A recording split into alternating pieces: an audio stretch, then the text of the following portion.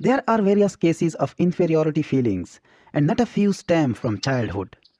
An executive consulted me about a young man whom he wished to advance in his company, but he explained that he cannot be trusted without important secret information, and I am sorry, for otherwise I would make him my administrative assistant.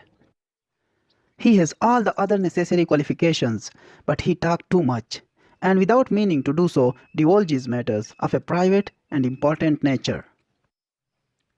Upon analysis, I found that he talked too much, simply because of an inferiority feeling. To compensate for it, he succumbed to the temptation of parading his knowledge.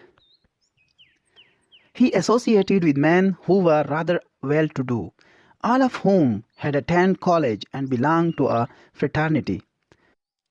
But this boy was reared in poverty, had not been a college man or fraternity member.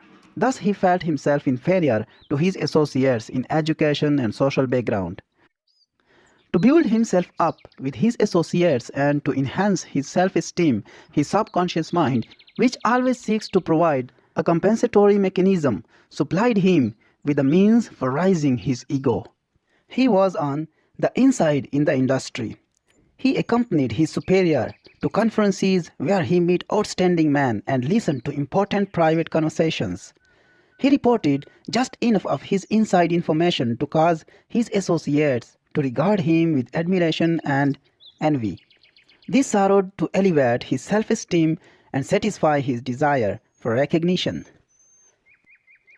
When the employer became aware of the cause of this personality trait, being a kindly and understanding man, he pointed out to the young man the opportunities in business to which his abilities could lead him. He also described how his inferiority feelings caused his unreliability in confidential matters. This self-knowledge, together with the sincere practicing of the techniques of faith and prayer, made him a valuable asset to his company. His real powers were released. I can illustrate the manner in which many youngsters acquire an inferiority complex through the use of a personal reference. As a small boy, I was painfully thin. I had lots of energy, was on a track team, was healthy and hard as nails, but thin. And that bothered me because I didn't want to be thin. I wanted to be fat. I was called skinny, but I didn't want to be called skinny. I wanted to be called fat. I longed to be hard-boiled and tough and fat. I did everything to get fat. I drank cod liver oil, consumed vast number of milkshakes, ate thousands of chocolate, sundaes and whipped cream and nuts, cakes and pies innumerable, but they did not affect me in the slightest. I stayed thin and lay awake nights thinking and agonizing about it. I kept on trying to get heavy until I was about 30.